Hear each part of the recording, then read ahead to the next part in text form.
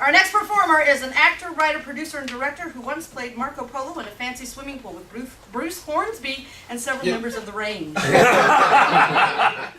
She hopes tonight brings her the same thrill. Please welcome Mary Jo Smith!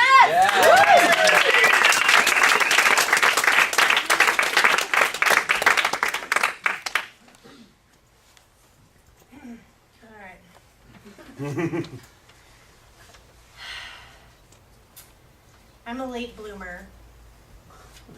I always have been.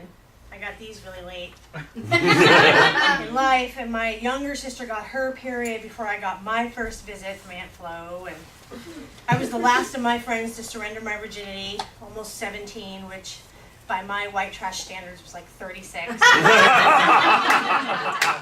I'd like to tell you that I remained pure of heart and hymen for a greater good.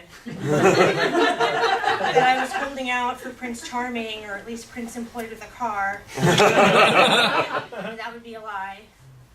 I stayed a virgin as long as I did because my mother freaked me out about sex. My mother's a hippie, a real one. She became 100% granola in the 70s and never looked back.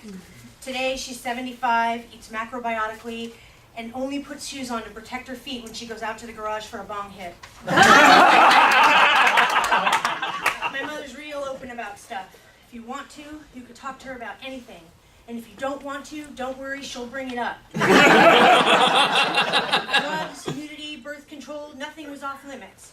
But my mother's biggest agenda was sex. I know that because her mother had been wound tighter about sex than Callista Gingrich's face. My mother was determined that with her daughters, she would be open, she would be free, she would be incessant. Yes,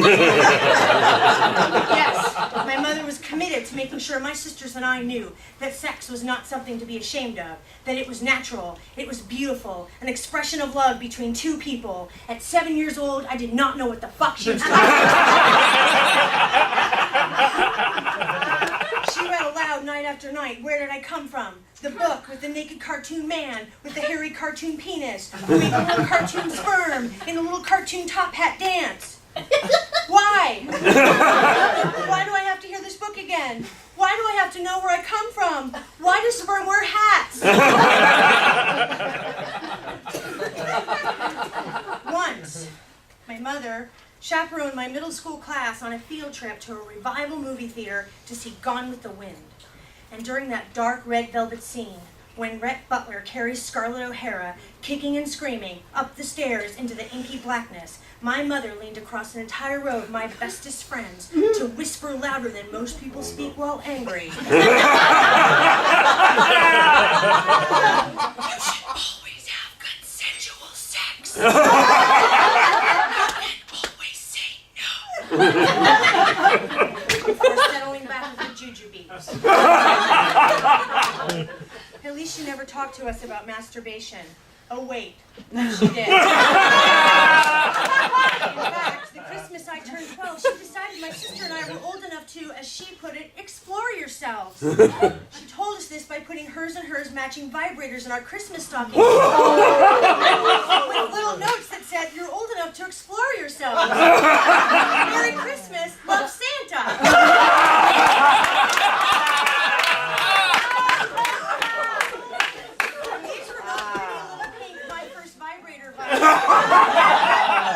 These were the big wand kind with the giant bulb on the end that we were opening in front of my dad and my brother and all the other hippie people who had nowhere else to be on Christmas except at my house watching me open a sex toy. That was it. I was done. No sex for me. I was closed for business. Until the summer I was 13. And that summer I fell madly in love for the first time with a man named Mr. George Michael. That's right. The man that broke the spell of my mother's accidental reign of sexual terror was Mr. George Michael, Wham's day-clothed tanned and pink-clad wonder. That fateful night, in the depths of a record-breaking heat wave, I lay in my bed, my Walkman on, the foam caps getting all sweaty on my ears, listening to I'm Your Man by Mr. George Michael. If you're gonna do it right. Do it with me if you go. Oh, over and over, again and again, wondering when Mr. George Michael was going to show up with his top-hatted little sperm for me. That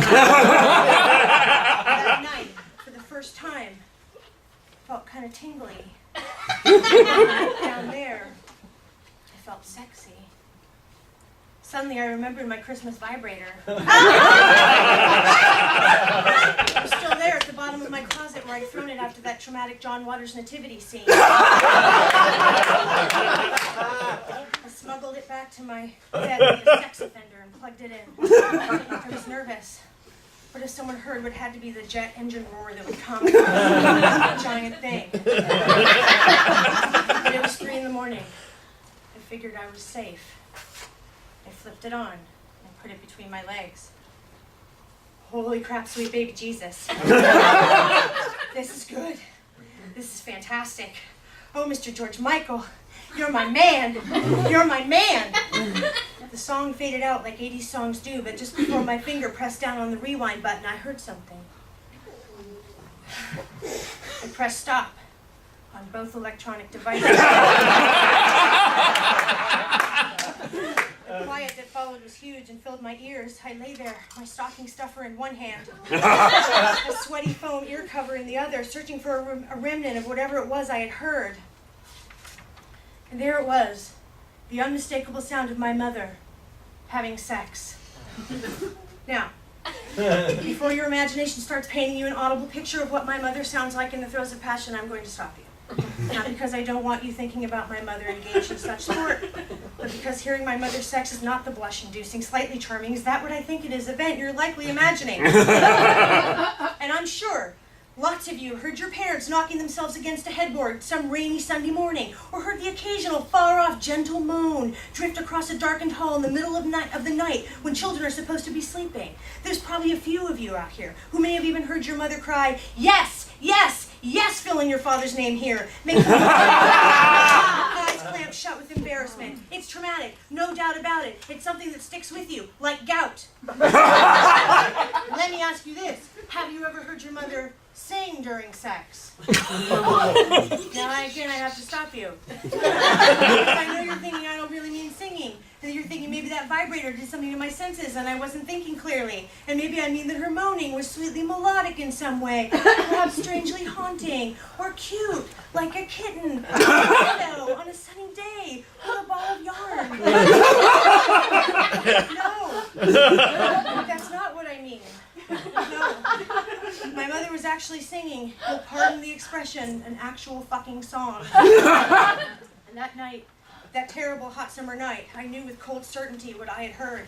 The unmistakable sound of my mother at 3 a.m. in full voice, singing at the top of her lungs, John Denver's Annie's song. It's more commonly known, You Fill Up My Senses. Suddenly I could hear my mother's voice in my head, only now she sounded like Piper Laurie as the psychotic mother of Mary. Sex is beautiful! Sex is normal! But what I was hearing, coming through the night like some horny ghost, was neither beautiful or normal. My mother's voice, choked with emotion, sang at the top of her lungs, You fill up my senses like a night in the forest. My young vagina slammed shut. Like a mountain in springtime. I could literally feel the two sides of my vagina fuse together.